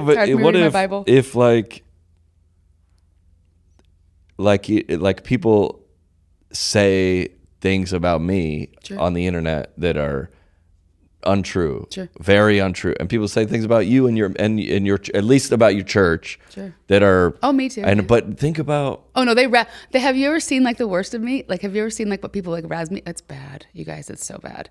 So a long time ago, you want to hear this? You're gonna love this. This is gonna bless you. Okay, so a long time ago, it's probably 2000 maybe. It's early, probably 20 plus years ago. I'm preaching and I'm talking about heaven because I love the topic of heaven because I believe that heaven is everything wonderful about earth, but even more, flavors we've never tasted, colors, trees, places. I just can't wait. And yes, we'll be worshiping forever and walking with God, but there's going to be Jesus loves a good meal. Look at how many banqueting tables he was gathered around. He's a foodie complete. Yeah. So we're going to be eating and drinking and we're going to have houses. Obviously that's in the Bible. Yep. It's going to be so fun. So I could literally lose my mind on how excited I am for heaven. And so I'm preaching about this one time and I'm trying to give people the picture and obviously they cut the clip, classic. I'm trying to give people the picture that heaven is going to be fun and life filled, and it's not going to just all be this like, intense, holy. Right. It's going to be like, oh, holy, like wow. Right. And so I'm just kind of painting this picture of like, I think heaven's going to be like this, and angels are going to be everywhere and fun, but not to take it too seriously. Like it's going to be, he's a father and he's fun and he's good, right? Yep. And I'm like, and the angels probably have farting contests. I just like say that. Sometimes, sometimes it's from God. Sometimes it might not be. If I could take something back. I was just like trying to get them to visualize how they're human. It's human. Don't take it so serious. Literally, yeah. So, but that's the clip. That's the clip that went around the world on the internet, and they fully me. I also have another one that's really bad. I was talking about how. This is crazy. Wait, before Do you you love go this? into, I knew you'd love before it. you go into this next one, Alex, did you know as soon as you said it? 100%. That's getting clipped. Comes out of my mouth, and getting I'm like, clipped. Yeah. but do I believe it? Yeah, I actually might. I think said that some might wild be true. stuff on stage before. Yeah. Sure. Dude. Plus, they've been up there for a while too. I'm sure they're bored. They got to find They new needed stuff to do. something. Yeah, Give maybe. them a little treat. Yeah, sure. They're human, is what she was trying to say. They're human. They're human. Yeah. Yeah. What was the other one? I was okay. So the other one, I knew you'd love this. So the other one is, and this is the other one I'm filleted for, absolutely filleted for, is that I was giving analogies of how growing up in movies or in different things in life, I felt God or heard God. Yep. And I was talking about how in different, like in the movie The Chronicles of Narnia, when Aslan and Lucy Aslan's the lion and she's a little girl, and she sees him before everybody else does and follows him, and no one else believes her. And as a little girl, I was so captivated by that with God, because I knew a lot of kids who didn't know Jesus, and I felt like Lucy with Aslan, of if you only knew how wonderful he is, you'd follow him. Yeah. And just little moments like that. And then I was talking about how, take it back, how in the movie Aladdin, how the personality of Robin Williams as the genie, like the personality of how the genie was like the helper and the friend and the confidant, and I compared that to the Holy Spirit. And so I was like, Christian Post reports. Literally, I forgot about the genie part and was talking about the personality part more. The rest. Yeah, exactly. But literally in the quote is, Bethel thinks that God is the genie from Aladdin. Yeah. I was like, oh my God. I can't win. So I can't win, but I still stand true to it. Well, a fair outlook or a sense of humor about it, be like, yeah, that was like, I'm a human person. Totally. I speak all the time. Yeah. Like any politician, anybody. If you're gonna get in this, like even like Harrison Butker that we joked about last week. We're like, yeah, he was like, listen to the whole thing, and we were like, nah, we're not gonna do that. Exactly. Or like, hey, listen to the whole speech. Just like, listen. Hey, read the whole book. All right. No, we don't. No, we just want the clip. We just want the clip to prove the point that you're bad and you're all of these things and you do weird things, and like, it goes on and on. But and to say, hey, maybe that wasn't, or like, there's things in my stand up from last year that I no longer wish you wouldn't have said.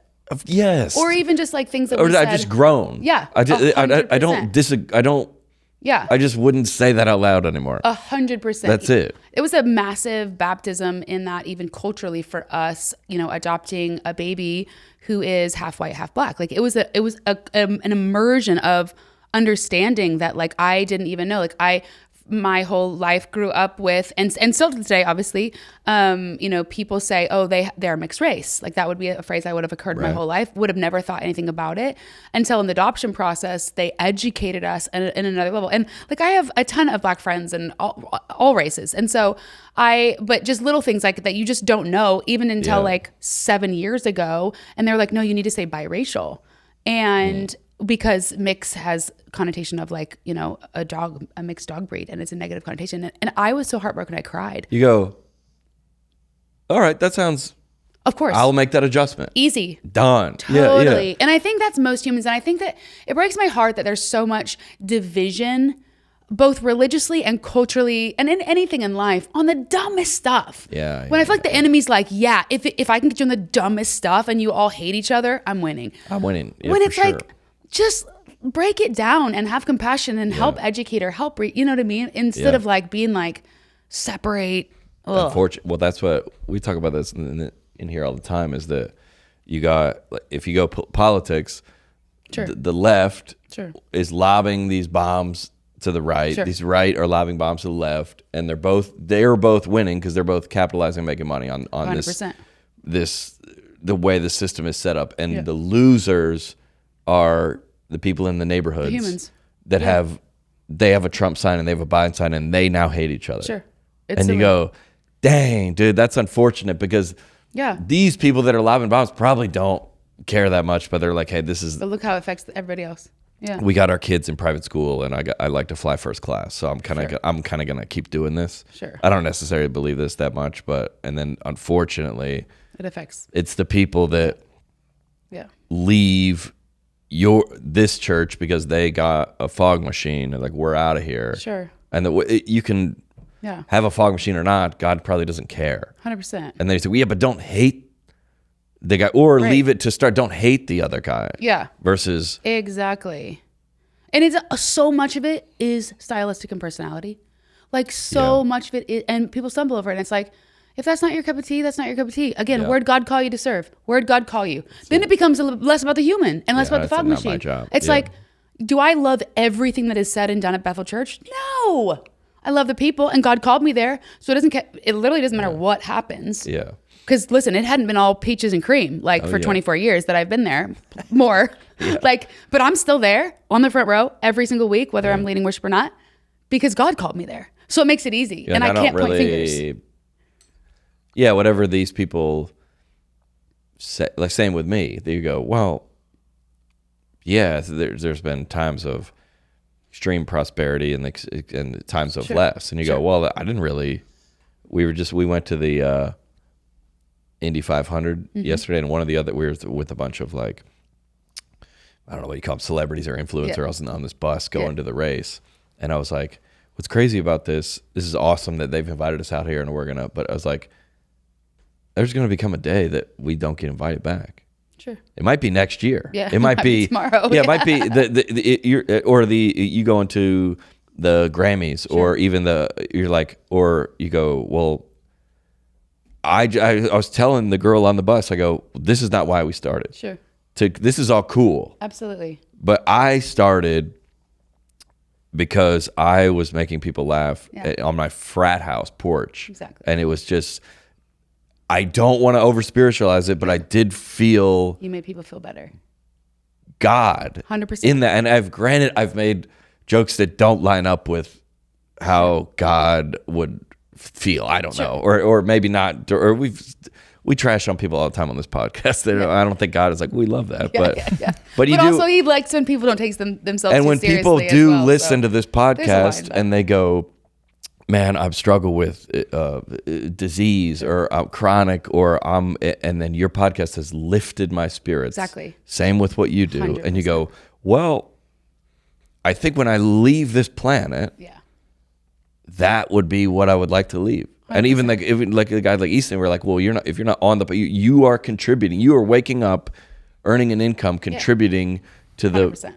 To that. Yeah. And you go, that's what I'm here for. Yes. And if I get nominated or don't get nominated, or somebody writes a Reddit thread, or you go, yep. Okay. Doesn't matter. It doesn't really. Doesn't matter. It does matter, and it does. But God's so faithful to we've seen that time and time again. To your point, you guys have the gift of, the Bible verse says that laughter is like a medicine, and helping people to see the good and to be light about what's going on in the world and to laugh is like such a gift. And you literally give that to people. And you also really do help people to not take themselves too seriously. And the people usually that you target the hardest are the people who need it because they need a reality check that they're not God, or even a demigod, So you remember how we all need help. Remember how we first met? How we first started talking on the internet? Because in this same we're already going down a bad path. No, not that. I made a joke about you. Yes. Yeah. You remember what it was? Wait, is that the Dev Awards? That was funny. No. That one way before that. Way before that. Okay, remind me. My memory's not amazing. Okay. People would send she was leading worship with no shoes. No. Here's what it was. Okay, Here's what it was. Yeah. This is right in your ballpark. I had a I'm known to do that. piece of merch, a bit I used to do back in the day. I go, I ain't praying for that. I still sometimes, I ain't praying for that. And somebody was in the front row of your church, like in worship, and wearing my merch. Oh, amazing. And you were on stage singing with no shoes on. Toes It might out. have been a video, but somebody sent it to me. And I was like, who's this lady with the no Who shoes? is this lady? Why is this lady not wearing shoes? That's awesome. I knew that Bethel Church was kind of like did stuff like that. Sure. Yeah. And I was like, little wild. Yeah. I was like, what's going on here? Yeah. And then that's how. And then you, just like you are now with the farting contest, you had a good Response. sense of humor about it. And you're like, why don't you come out here and you see for yourself, or something like Nice. something like I would. This is how, when I know the Holy Spirit is speaking to me, I take my shoes off, or something like. And I was like, oh, she's Joking. cool. Yeah. She's Yeah, but totally. but there would be some people that were like, first of all, you should never have your shoes off on stage. Totally. Some people say they should never have a woman on stage. Yeah, sure. Yeah. There's all kinds. Yeah. So All kinds. You know what's funny about that is people ask me about that all the time, and the answer, I've gotten funny responses like, is that because it's holy ground? I'm like, oh, you still do this? I do it often. You know why? Because I get so flipping hot. Yeah. So if you watch me on stage, I don't am care wearing what- black. I I'm don't care wearing what black. John Crist says. I'm taking my shoes off. I'm on wearing stage. black at all times because I get Yeah. so hot and I get so sweaty, Yeah. and it's miserable up there. Like, it's like the lights, like It's it hot just up you there, get yeah, so yeah, hot, and yeah. so It's good for my ego, but bad for. And the also, top. like, if you're wearing any kind of a heeled shoe, like, you can't, like, dance around or move around. You could break your ankle. Yeah. So I just have, since I was younger, like, it's kind of gross a little bit, but at the same time, oh well. I wear no shoes a lot. Yeah, I guess it's, if you like, we talk about that all the time in like, where you go, all right, like, it is a Christian or religious or movement or whatever you call it, but there is, like, if somebody says, hey, our church, women are not allowed to wear heels on stage. Sure. I'm sure there's a church like that. Probably, yeah. Yeah, where like, oh, we don't allow. I used to go to work in a ministry of Focus on the Family where the women had to wear those. What are those called? They're Dresses? like tights with their.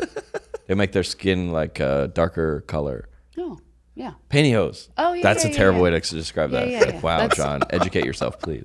They had to wear those. I would die. That would be the sacrifice of my life because I cannot handle that feeling. Yeah. So, but that was like Every whether it's a modesty thing Sure. or so you go. All right. Well, if I see whatever my Yeah. box is, that my parents have one, your parents, everyone, they're like, this Yeah. is what we. Do. Yeah, and somebody does something outside of yours. Yeah. You're like, wow, that worship leader smokes cigarettes. Sure. Unfortunate. Yeah, or my people that my parents, or especially their parents, would be like, he's out, Sure. and you were like, all right, Yeah. well, or say we have a strict no heels policy, and someone when you're like, Right. so.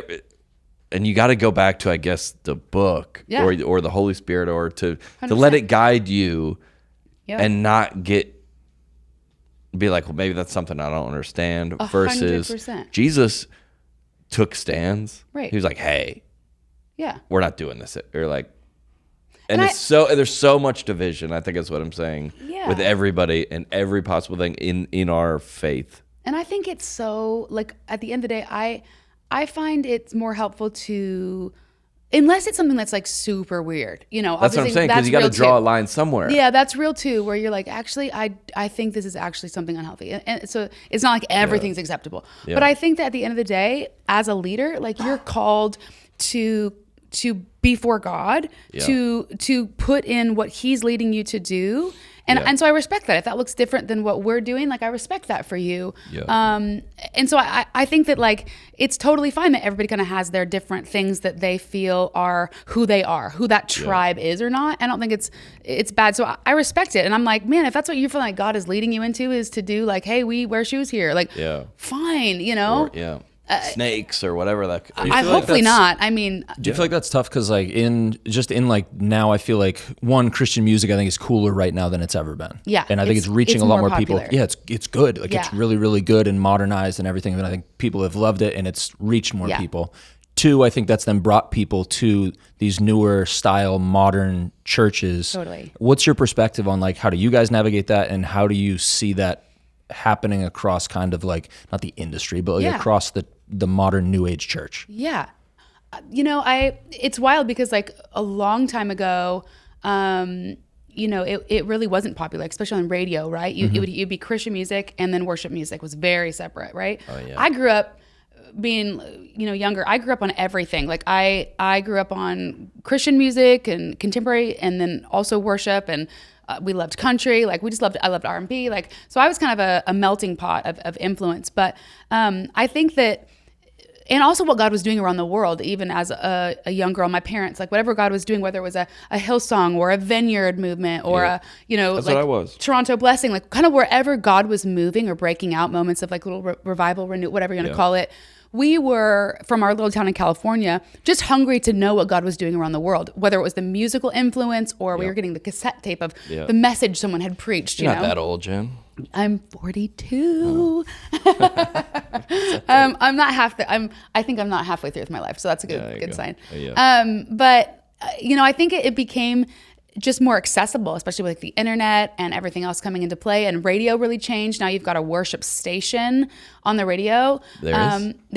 Caleb is now contemporary Christian and worship music, and then Air One is predominantly worship music. Really? So it's been which is a big change. And even back in the day with the industry or the award shows, worship music was definitely not kind of like a huge part of it that it felt. Where now it's like kind of a level playing field, but pretty special. I think how that has all changed. But I think that at the end of the day, people are just hungry for God, point blank, no matter who you are, where you are, Christian or not. People that are fingerprint. deep into your church, or people that hate it, and are opposed to it. 100% that are atheists, like holding signs outside of your church. 100%. We're both at the end of the day looking for the same thing. Everybody's hungry. Everybody wants God. 100%. Everybody is. And you can deny all you want, but at the end of the day, when you lay your head on your pillow and it's just you know it. You know it. And we say that all the time in here, stuff like that, where you're like, the truth, sometimes when somebody says something that's true, you don't really have to argue on behalf of it. Mm-hmm. It's just kind of like, it's there. You argue against it very loudly and very vocally because Yeah. I feel like, you know that and was usually true. it's because you're mad. Yeah. You're mad at somebody or you're mad at God. I have a song coming out called Mad at God that I wrote, and it's literally about like, you can deny all you want. You can say the things, but at the end of the day, maybe you're just mad at God. Yeah. And I think we get disappointed. And I think that, like when people die or when bad things happen and you're like, how could this happen? And we don't know and we won't know. But I think there's a lot of things that I don't understand. But I think the biggest journey for humans is to never question his goodness, because we don't understand, nor will we until heaven, but he is good and he's always good. But back to your question, I think that that's really what it comes down to, is that thankfully people are hungering for something authentic and that touches them, that speaks to them, that feels real, that feels connected to the word of God or something, an encounter. Like, I think that's why goodness of God resonates with so many people, is because it's all of our story is mercy and goodness. Yeah. It's something authentic and it's connected to something real. And I think people can feel that and they're hungry for that. And I think people are hungry for community, like what you said, tribes. They want to be a part of something. And I think a big thing the enemy wants to do is to make people hate church, because it's a God idea and it brings us together and it gives us an anchor to worship together and it's important. It really is, that our kids grow up in it and that we have this community of something. If you, me and my buddy, kind of in the same, he grew up Church of Christ, and he obviously is not anymore, but he just had a child, and he goes, well, we gotta raise him. We gotta give him something. Exactly. Like, you gotta give, like, you're the same. You're like, well, what are we about here? Or like, don't lie. Yep. Don't steal toys from your brother. Totally. Why not? Well, that's not the way we're gonna do it. Yeah. I don't believe that's the best way to live. And you're like, all right, so you're what moral compass? Yeah. Yeah. You're giving them something. Yeah. And even if you are everybody listens to the podcast, even if you're an atheist or you're handing that down. Yeah. Even if it's not religion, of a set of values that you're like, we're just not going to do that. Totally. We're not going to vandalize. Why not? Right. Nobody's going to know about it. We're going to have some kind of order here. So it has to be something that you teach them. Yeah. And I think it pushes you when you have a child to, congratulations, by the way. Thank you. Yeah, baby. It pushes you in a big way.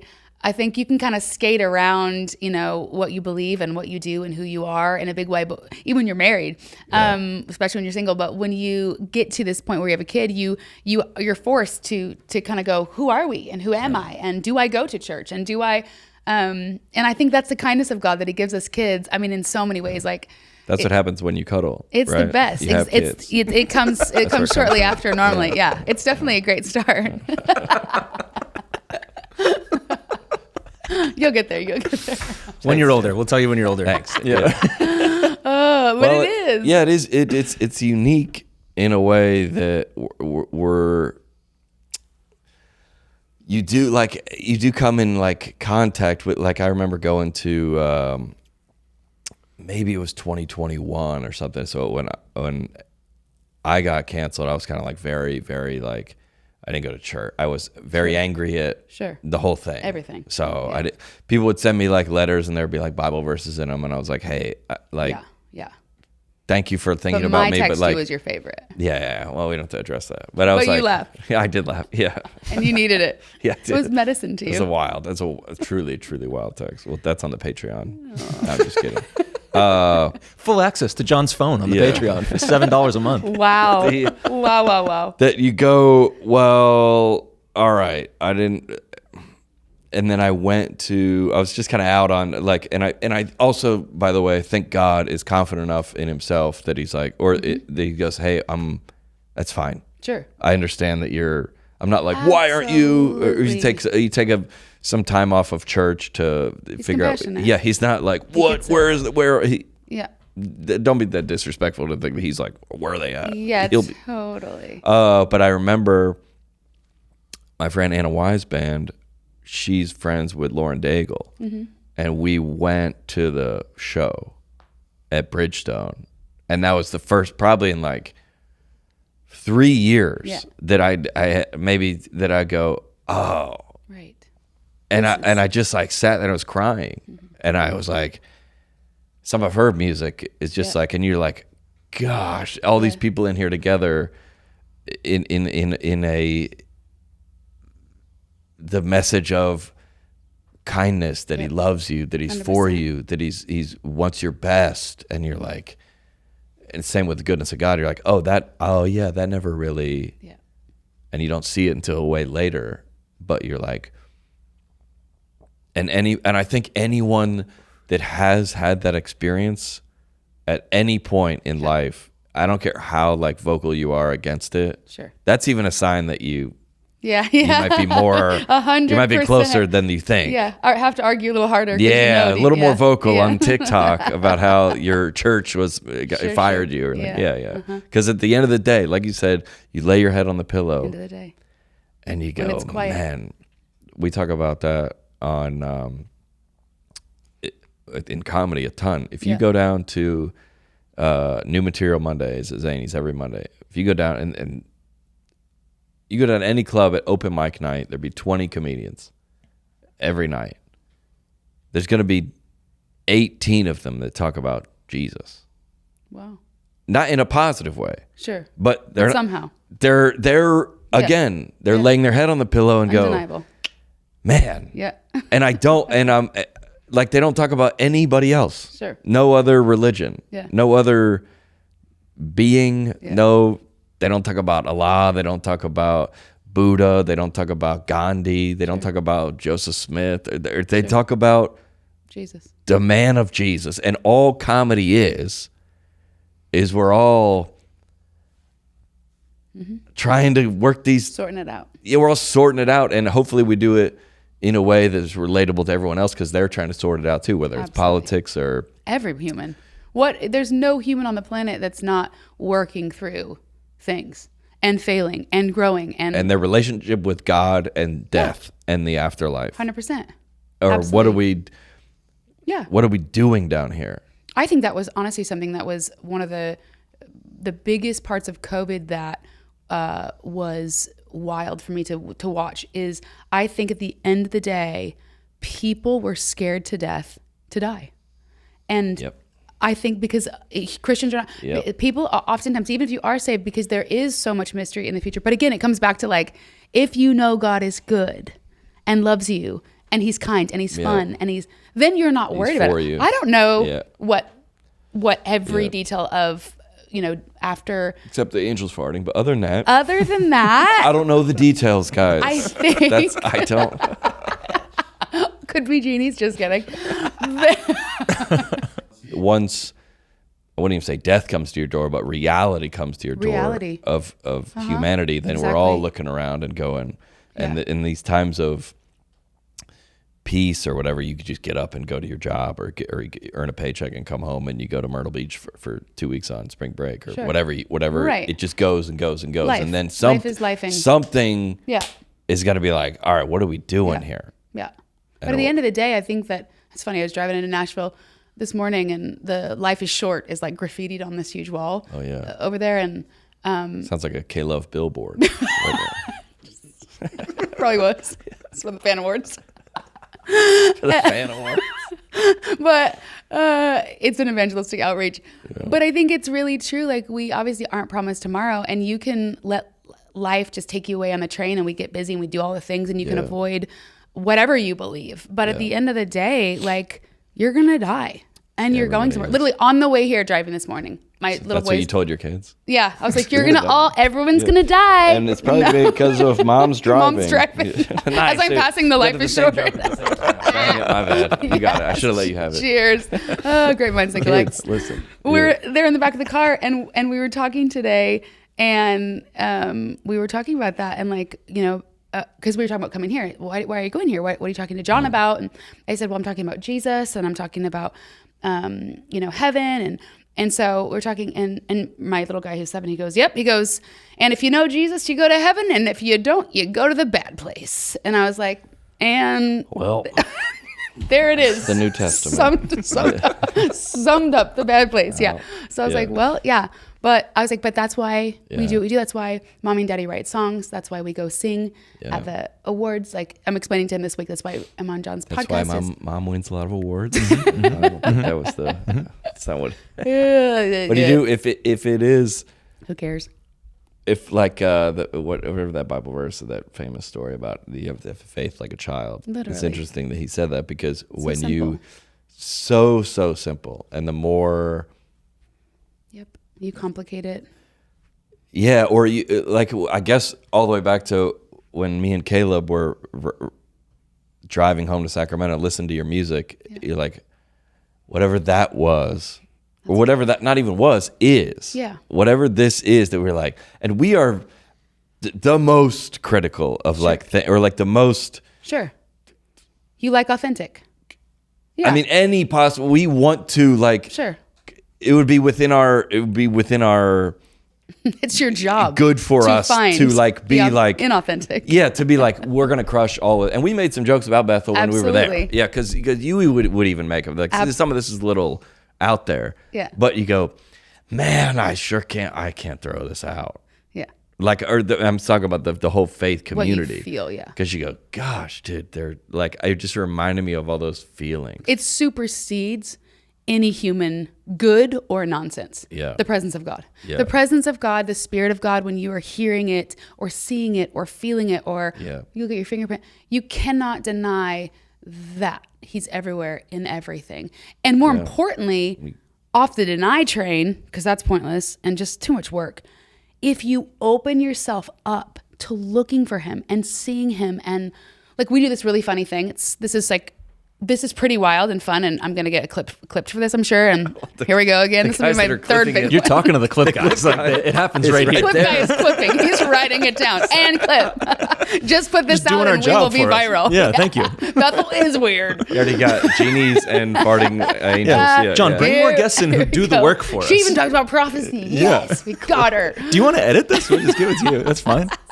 Just play the whole thing. No need. Clip guy's probably gonna clip this. Yeah. It is. It's. I don't even know what I was gonna say. What? Train went off the track, but See, where can everybody find you? What are you up to next? we just You just released an album, didn't you? we put a Moment's album out called Wait. We just did that recently, and then actually last month we recorded an album that's going to be coming out in the August-September soonish. There's 17 new songs. So we have a lot live. Spontaneous. A little bit of it all. Bethel song. Spontaneous, as you have coined. I think. No, I didn't say. I made a joke at the Caleb Fan Awards, which is why I'm still banned. I said, unban him. In my monologue, I said, Bethel worship is here practicing the spontaneous song they're going to play later. Yeah, exactly. Awesome. Yeah. That got you banned? It was sweet. Yes, dude. Why am I banned for that, dude? Well, I said some other if she stuff. says it's cool, I think you should be greenlit again. Clip it. Green light. Green light, my guy. What if, let me ask you this. If someone was unfamiliar with you and you tell them to listen to one song. Ooh, wow. Nice. Very nice. I would say Goodness of God. But Yeah. And also there's several versions of that song. Yes. Point us in the right direction. Oof.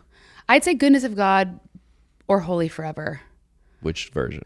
Yeah, there's a lot of versions. What's the album? What's the album cover look like so they can find it? Of Holy Forever? Yeah. I don't even know. Look at your agent. President of Bethel Music doesn't. It's songs and all the things like that. It just gets lost. I'm in the moment person, but I don't know. Or you're gonna be okay. I don't know. I think what's the a good one? What's the wildest experience you ever had on stage? Live. I'm gonna really get clipped for this one. Well, you ready? I'm ready. All right. This is gonna freak some freaks. Write it down, Easton. Okay, Easton, here you go. It's never been addressed on the podcast. I like it. He's the secret guy. Down, Easton. Okay. Well, we've seen all the really wild stuff that supernatural vibes as far as like people have gotten healed and all the stuff. But as far as like seeing with my eye, I've seen something really wild experience. We were leading worship in Las Vegas. Okay. I think God wanted to go a little extra and like show off a bit because Vegas is wild. Great food. Yeah. Stay off the streets at night. But we're leading worship and just a normal conference at this church. And all of a sudden, in the middle of in front of where we were leading worship on the stage, coming from nowhere, sounds crazy to say it, but it was like pillar of fire. There is rain happening. And it wasn't coming from anywhere. I'm talking like misty, like can't even explain it, what is happening, rain. Yeah. And we're leading worship. And people are like worshiping in the crowd. And some people kind of start to see it. And it was the craziest moment of my life. Like we're just like leading worship. And it's just like this misty, like avatar rain. I have no words for it. Yeah. So we finished worship and it was like this wild moment. The presence of God was just in the room. Everyone's just like laughing or crying or just like, encountering God. Wild. And at the end of the thing, we're like, okay, is there something leaking? Like what's happening? Like that was wild. So they like get on the roof, they check it. There's no rain outside. Right. Like wild. And then this is inside a church building. Right, yeah. And it's like coming from nowhere and everyone's kind of freaking out like, what is happening? So we clear out the room because the session's over, somebody preaches. And then they come back and this guy is speaking and he gets to the point of his message was about the grace of God. Yeah. And he's at the like absolute like point of his message of like just the grace of God, and the rain starts like misting again. Okay. I am telling you, sitting on the front row would never have believed it in my life unless I was sitting there watching it. It was crazy, right? It's funny because I was talking to my friend because Bethel gets like, oh, the glory cloud, like that's another like big Bethel, like boo, I was in the room. I cannot explain it, but it was like nothing earthly that you could describe. It was like a swirling, it wasn't even glitter, but it was kind of looked like glitter, but it wasn't like, I have no words for But it was freaking real, and I know it like I know my own name. And God does whatever the heck he wants. There's a verse on that. God sits in heaven and he does whatever he wants. But I was talking to my friend who was newer to the church, kind of with these two things. Those are the two wildest things I have ever seen. Are, well, call it what you want, but there was something happening in both of those. And here's what I love. The response in the room was not to go, wow. It was this. Everybody just worshiped. Like it just drew everybody to go, wow. And that was profound in itself because it wasn't about the sign. It was about what the sign led to. Yeah. Killed me. But I was talking to my friend who was newer to the church, who was not from our world.